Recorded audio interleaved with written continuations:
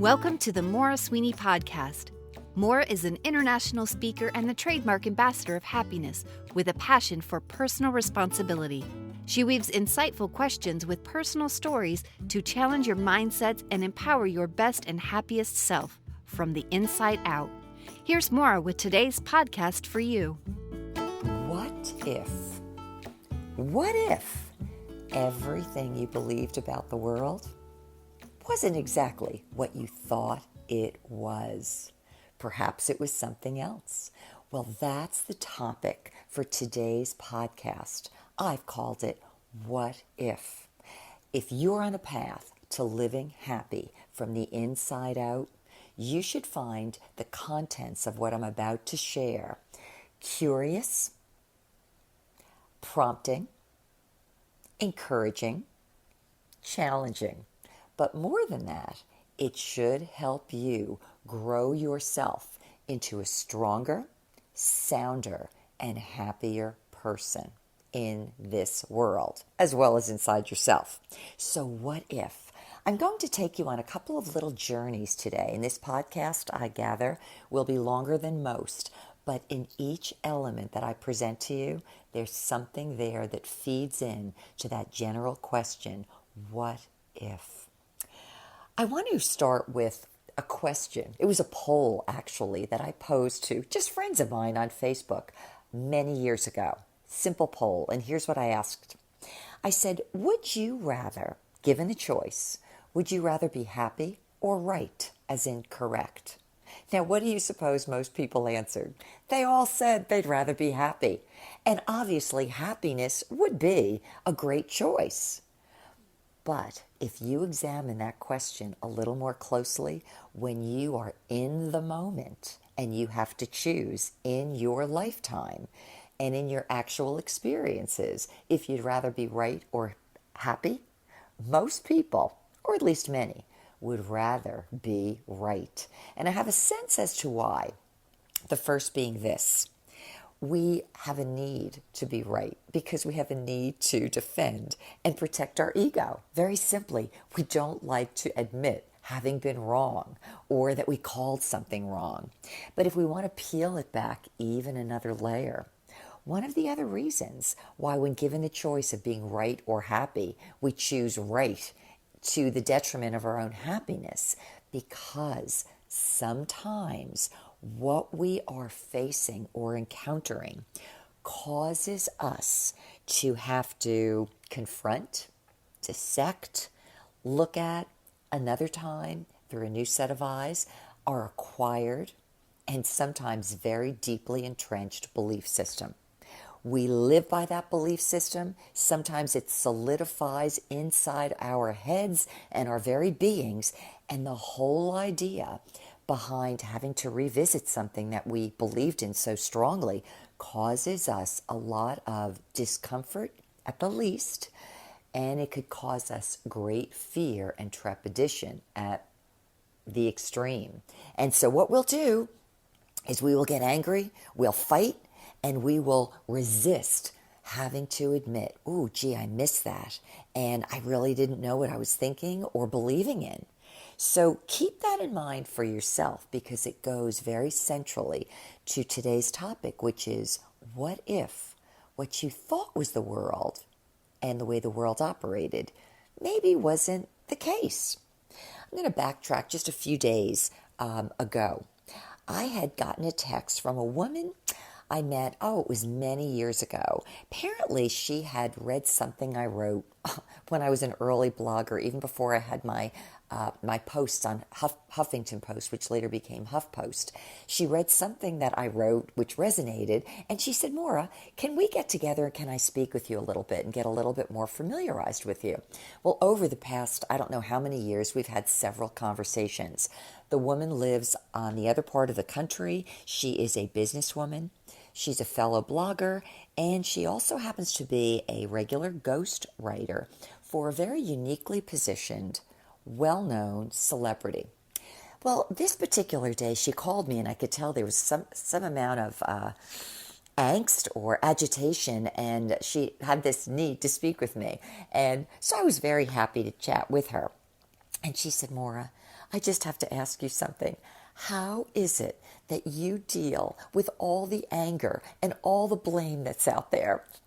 And I had to laugh. I said, oh, you think you've noticed it? You think it's out there? You think we have a world where people are a little more agitated than usual? And so immediately the two of us laughed.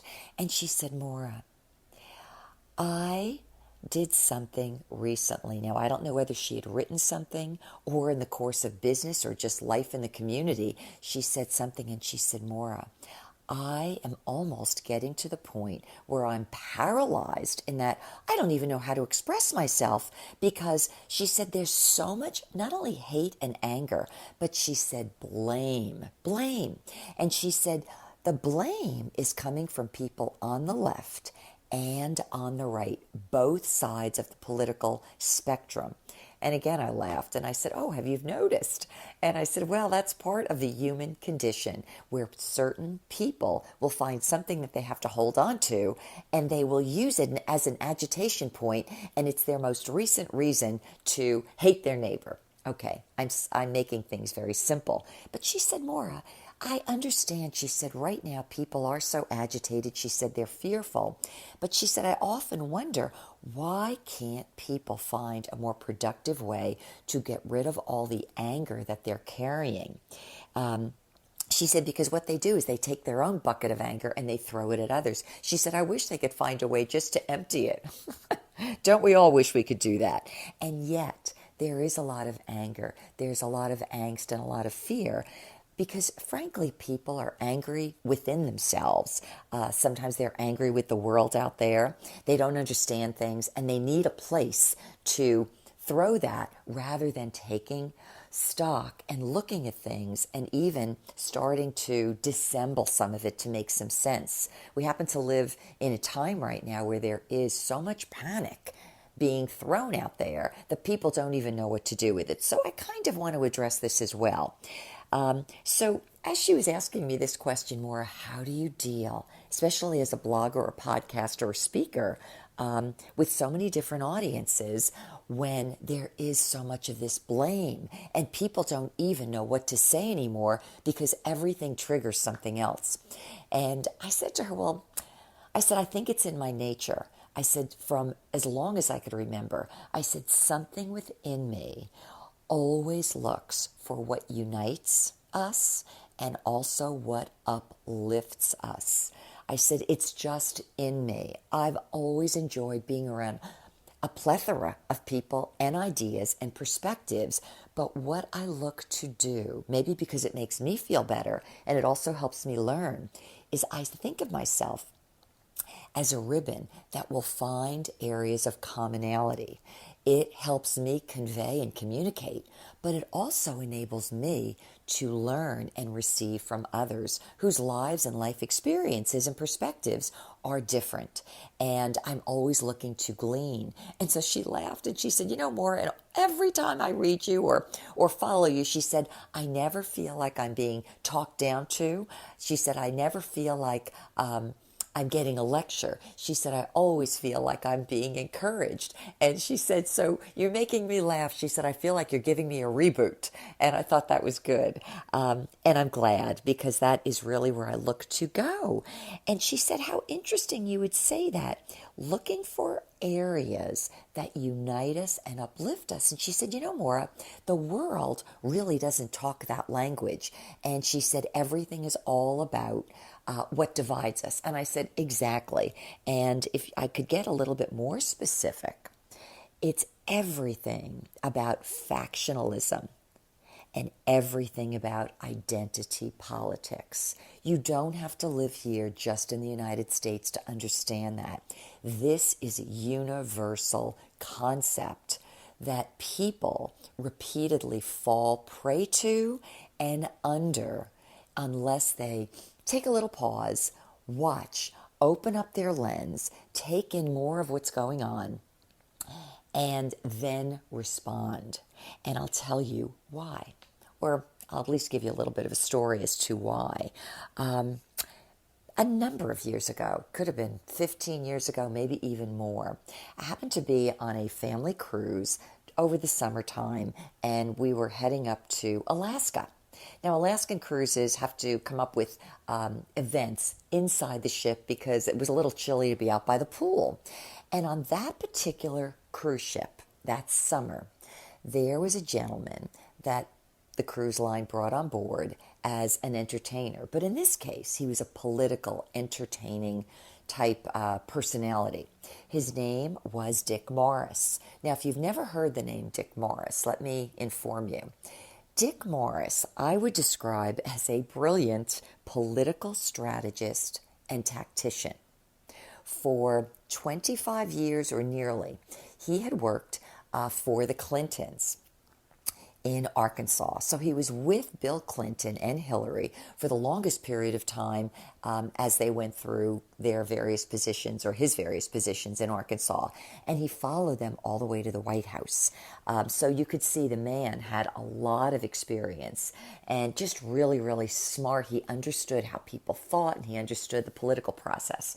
He ended up having to leave his position from the White House due to a scandal. But here he was on stage. And I will tell you, back in the day when I was able to meet up with Dick Morris, we were in a different era. People had different political persuasions, but we were not living in an era as we have become during the past several years. And what made Dick Morris of particular interest during that time period is that he was no longer with the Clintons. People at the time were speculating, is Hillary going to run for president? If she is, I bet we could find out from Dick Morris. But also, Dick Morris was in the process of changing his, I would say, his employers from the Democrat Party into the Republican Party. So when we think of factions or oppositions here in America, that would be what we would think. So it was a very unique time to listen to him. And I'm telling you, he spoke twice. There were about 900 people in the theater. Everybody is there with bated breath, wondering if Hillary's going to run next. And what backstories did this man have that he could share with us? Well, when he was nearly done, I happened to ask him something that was one of the questions I had wondered. I said, given the fact that you have this very unique background and that you have been up in Washington and you have seen the workings on both sides of the political aisle, I said, what in your estimation is the, I would say, the biggest roadblock to the Republicans and the Democrats working together to solve problems? And the man laughed. He said, that's probably the most astute question I've ever been asked in 25 years, even though in my eyes it was probably one of the most basic questions. He said, the Republicans and the Democrats could solve each one of their problems in about a half hour. He said, but they never will. And he said, I want to explain why. He said, when you are in public office, you need to have a problem. Without a problem, you don't have a dragon to slay. You don't have a reason to get people behind you to have to fight a problem. If there is no problem to fight, if there is no foe or enemy out there, there's no reason for your constituents to pay you money, meaning give you campaign contributions. And it was a very interesting response, but I appreciated his honesty. And I want you just to be thinking about that. I want you to be thinking about a culture, not only here in the United States, not only within politics, but beyond it in so many other realms, let's say, of thought, of persuasion, of interests, where people have their own factions. And in order to hold on to their faction or their group, they need to create an enemy, because without an enemy, the group falls apart. And having the enemy helps give the leader a certain amount of problems. So it sort of runs contrary to the idea of, we're all in this together and we're all going together and we're all going to solve things together. Keep that in mind for the very question I asked. What if the world isn't what you thought it was? Let me go to section number 2, because you will find at the conclusion of this that every little element I'm offering will help you in your own process of learning how to think a little bit differently, to question a little differently, and to begin to trust your own awarenesses. Okay, so to take this out of the political realm, but still show you the idea of identity politics or factionalism of any sort, let's move it somewhere else. And in the process, I hope that you are reasoning in your own mind and thinking, oh, I think I've seen things like this before. Have you ever been exposed, let's say, to what you would consider cult members? They approach you, they want you to join them, whether that is their church or let's say even their special group, their society, their organization. Maybe it's their sales club. Who knows? But you at some level would think, oh, I think these people are cults. And when you think of cults, what do you think about? But people who like to control the understanding, the narrative, the confines, and let's say even the framing of what you're going to discuss and how you're going to discuss it and how you're going to feel about it. And they also, with the same framing, will keep out of the conversation anything you're not supposed to know about. Okay, keep that in mind. Whenever you've been around someone like that or people like that, here's something that you might want to consider. Have you ever considered asking these individuals additional questions that are outside their framed story or narrative? I'll give you one quick example. I remember I had two really very nice ladies come to my house one day, eons ago, and they were trying to get me to join their organization. It was a religious organization. So I listened a little bit, and I said, well, thank you. I said, yes, I'm somewhat familiar with your group and your religion. I said, I'd be happy to take some of your literature. I said, but I'd also like to ask you something. I said, if I'm willing to read your information, would you also like to read some information I provide you with? Now, I knew it made them quite uncomfortable. They didn't know what to say, and yet they had a pat answer that was given to them in advance that you knew they were taught not to open themselves to any other information that might bring a question to the group that they were part of. And I guess I like doing this. I like asking questions to make other people think. And I remember saying to both of these ladies, I said, I want you to think of something. I said, if what you have is the truth, and I said, I have spent my life and continue to do so looking for the truth. I said, because something inside of me tells me that truth can stand in the midst of everything else, that I don't need to protect truth. I don't need to defend truth. It's just truth, and it stands on its own. And I said, if you feel so strongly about what it is that is your truth, I said, consider inviting yourself to look at other people's perceptions of truth so that you can actually reinforce what you believe and know for a fact that you really do believe in truth what you claim to believe. So that was a little bit there. The next thing is, have you ever, when confronted by people, again, you could say cult people, but trust me, there are cultish people in every arena of life. And by that, I mean people that are so entrenched in their ideas that they cannot step outside of it. Have you ever, when they're providing you with information, sought further sources to question what their information is, or other resources than those that they are providing you with? Especially, let's say, additional resources that may or may not agree with what their position is. Have you ever offered members themselves additional sources, like I was just representing here, that would maybe challenge some of their ideas to see how they handle it?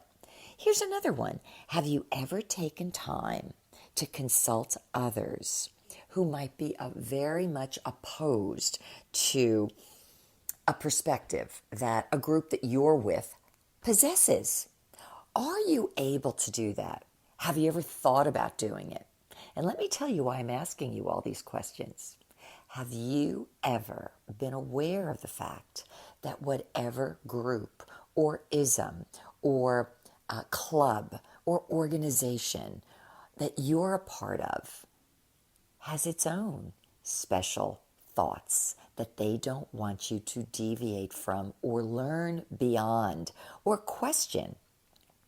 Have you ever asked someone, I have another question that's really burning inside of me. Do you mind if I take a little bit of time to mull over what you're saying, to think it over, and to see how I feel about it and come back with more questions?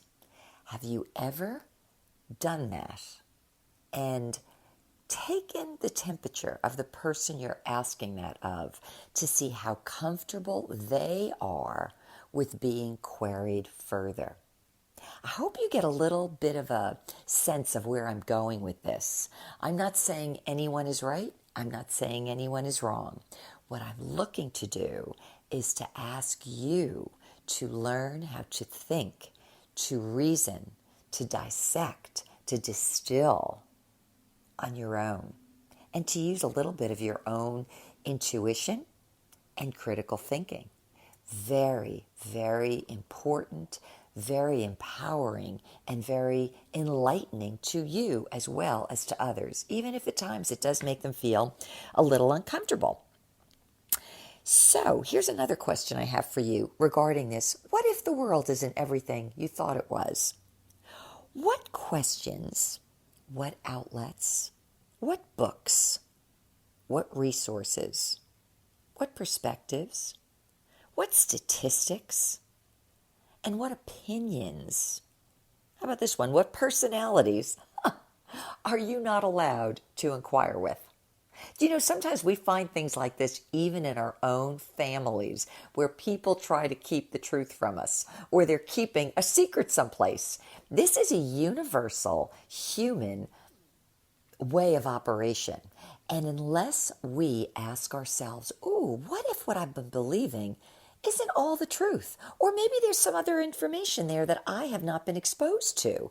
Unless we're willing to do this, we can remain in a place where we're defending and upholding truth that may not even be truth. It could be a lie.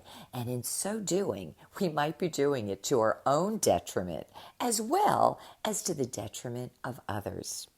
All right. My blogger friend, just getting back to her, the one who said to me, Maura, thank you for giving me a little bit of a reboot,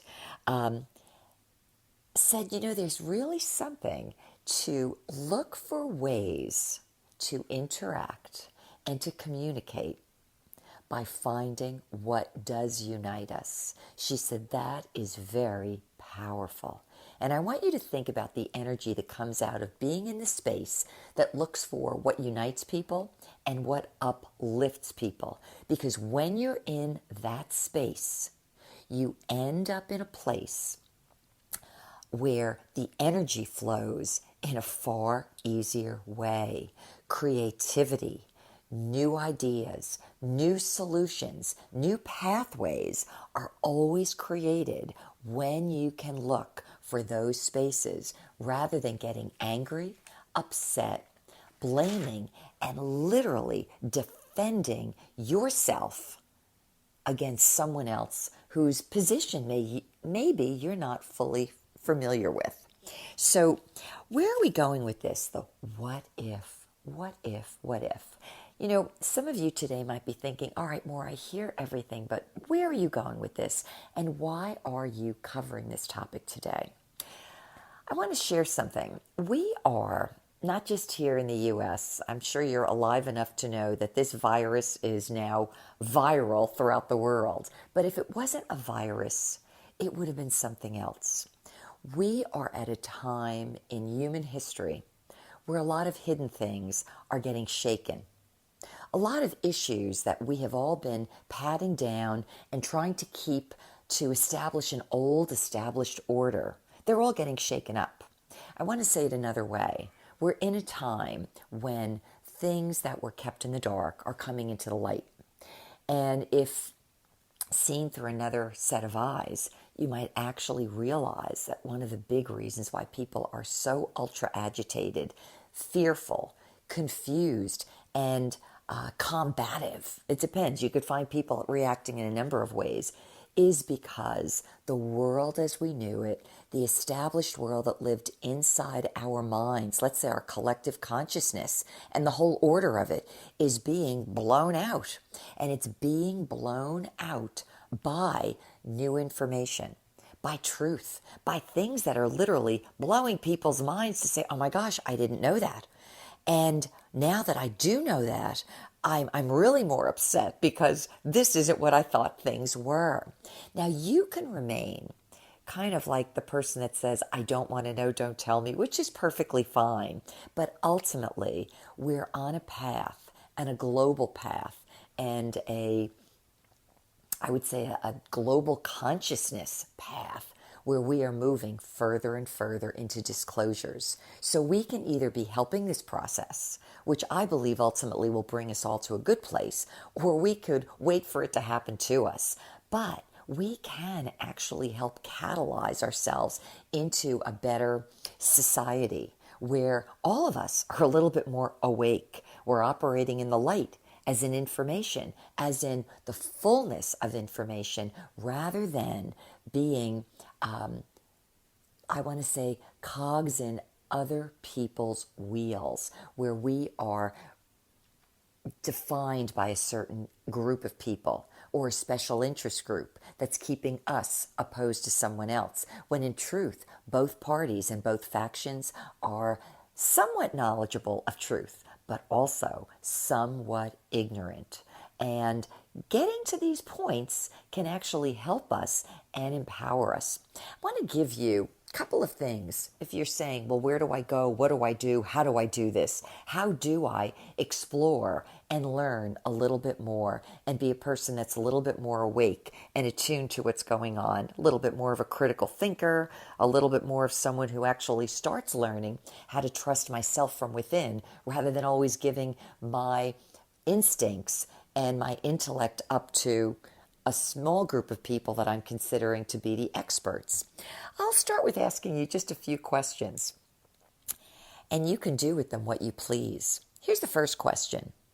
The Federal Reserve Bank. I'm sure you've heard of it. The Fed, the Federal Reserve Bank. It sounds quite federal. It sounds like it's part of our government. Well, I want you to start maybe doing some of your own research. Start with this. Is the Federal Reserve Bank an official part of our federal government here in the United States, as in part of our treasury, as the name seems to imply? Or maybe it isn't. What is its history? Who are its architects? Who are the bank's owners? How often has this Federal Reserve Bank been audited?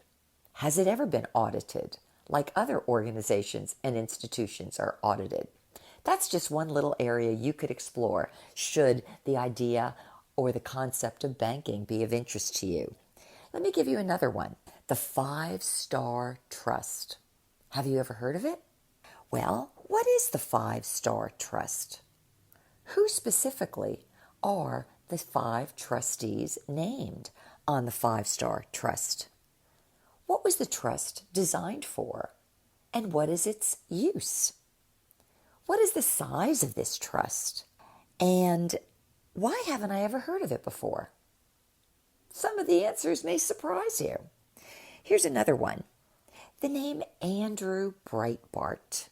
Andrew Breitbart. Who is he? What famous media outlet did he co-found along with Arianna Huffington? What additional media outlet did he establish? Lastly, what subject matter was Andrew Breitbart investigating just prior to his untimely death? If you would take just that one set of questions about Andrew Breitbart, some of which I only learned myself recently, it may split your head in two, and you'll think, wow, this is pretty surprising. And what strange bedfellows. And here's the last one. Executive orders. What executive orders did Donald Trump sign into effect? First, on December 21st, 2017, and secondly, on January 31st, 2020. What were those executive orders designed to do? Next, do these executive orders explain some people's dislike, distrust, and fear and hatred of the man? Do with the information whatever you please. Take it to whatever lengths you like to. And the information that you glean, the things you learn, I can assure you, will cause one question leading you to another. And do you know what happens when you start getting additional information and when you start asking questions? It teaches you the curiosity to go out and to learn more. What happens when you know more information and it causes you to learn more? The light goes on. I would encourage you today in my question, what if? What if the world as it was or as it was posed to you isn't that at all?